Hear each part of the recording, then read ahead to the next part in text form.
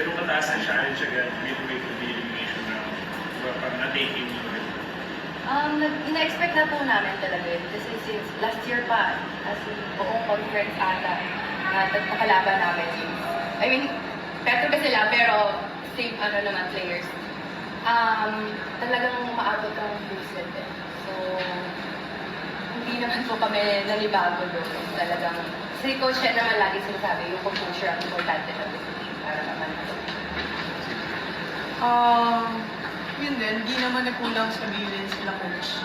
Kasi nga, yung team, core team pa rin yun ng malakas pa rin sila. So, sila coach naman sinasabi palagi sa amin na kahit sa kaninong team kami maglaro, kung hindi namin pagtatrabaho, hindi kami mananalo.